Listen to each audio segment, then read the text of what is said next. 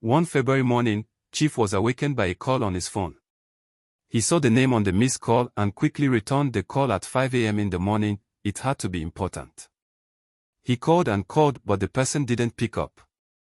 So he put on his data, and so many notifications were blowing up on his phone. All Viking cyber decks, Facebook, Telegram, and WhatsApp groups, belonging to various Marines, state and school chapters of the Supreme Vikings Confraternity, and even the mother cyber deck of the Norsemen Club International, the corporate body of the Vikings Confraternity, were posting updates. There was blood on the high sea. An able navigator had been thrown overboard. Jack Sparrow had been ushered into the gates of Valhalla. Curiously, nobody had identified why or who specifically carried out the HIT that led to him being killed. Chief relaxed and said to his fiancée, "This has been a long time coming. All these small boys do not really know when to pack up and leave the game." This is the tale of Jack Sparrow the Hunter aka Christmas in Iceland, and goes on to show that no matter how smart and rugged you think you are in cultism, once your time is up, the Reaper of Souls will find you and collect his due. Jack Sparrow aka Concordo aka 5-star General was a very rugged Viking who had sailed ruggedly and proven himself 216 times over as a Viking. He had fortified himself so much that he felt invincible to any attack. Whenever any Viking deck was facing a rough sea, that is war with another cult group, once he stepped in, it was certain that the gates of Valhalla would be thrown open and victory would be achieved for the Vikings in that war. Jack Sparrow was a student of Nasarawa State University, Kefi, and had raised the profile of the SVC in that institution to become the most dominant confraternity in the school and neighboring community within the school, so much to the extent that he was the godfather to almost every Viking on that school deck and even the street decks Vikings who aren't students in the community. Jack Sparrow had cleared so much doubt and was feared by one and all. A popular Viking orientation goes that the wind and the storm are on the side of the ablest navigator. Jack Sparrow was an able navigator. He was so powerful that whenever he came home for the holidays to his residence in Ankpa Ward in Makodi, he would supply his area vigilante group with enough guns and bullets to fight off the constant invasion of his vicinity by the Black Axe members led by the Arab squad group of the Black Skulls.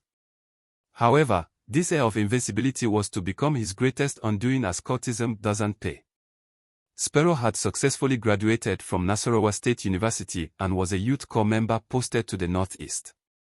Cultism is not prevalent in the far north. So Sparrow felt left out of the game. To keep tabs on his so far good work in the game, he always found reason to return and stay in Kefi anytime he had done his NYSC clearance. In the SVC, seniority is very important. The continuous stay of Jack Sparrow in Kefi even after graduating and handing over to become an XYZ, that is the graduate member of the Vikings, didn't sit well with the present executioner and some excos of his student deck. Sparrow had been lucky enough to graduate unlike many other active cultists. He should have taken that as a win in that bloody game and forged ahead in life, but alas. He was blinded by greed. He felt he had built so much, and since he was always paid tributes, given cash, accommodation and women by his sons in the deck whenever he visited, he decided to spend most of his NYSC period in Kefi. This didn't sit well with the present executioner and his excos.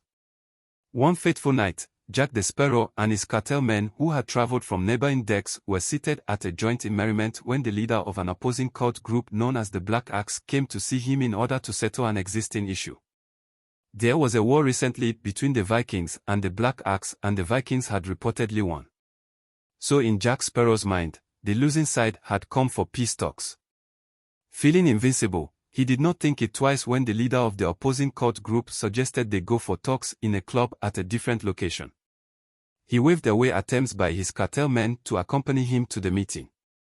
He followed the opposing cult leader to the location alone, like a sheep to the slaughter, albeit with a promise to his men that he would return shortly. Jack Sparrow arrived the club feeling on top of the world. He felt very important, and when the leader of the group invited him to a dark corner to talk, he didn't hesitate. As he walked in, suddenly he was surrounded on all sides by rivals. They had patiently waited for this day. Today was his day of reckoning. They opened fire from multiple sides while he ran for dear life. The fortifications on his body did not allow the bullets to penetrate, but it weakened him. He stumbled on the rocks and fell down. His assailants picked up those same rocks and crushed his skull with them and stabbed him with already fortified knives until he gave up the ghost. There was truly blood on the high sea. A once feared entity had fallen. Everyone wanted to raise hell, but the reluctance by the present Viking executioner as at then to declare war against the Black Axe was clear for all to see. Jack Sparrow had been offered as burnt offering for peace to reign for both sides in the institution because he didn't know when to quit. When his parents retrieved his corpse, they screamed in horror at what had become of their son's body. He was buried almost immediately. As the Vikings say, dead men don't count. He was dead and of no use to the group anymore. The case was forgotten and everyone moved on. Here ends the tale of Jack the Sparrow. Set up, killed and forgotten by his own court group, never to be avenged. Chief said to his friends, "That's what courtism gives you. A wasted life and a sigh of relief to the society when you finally die."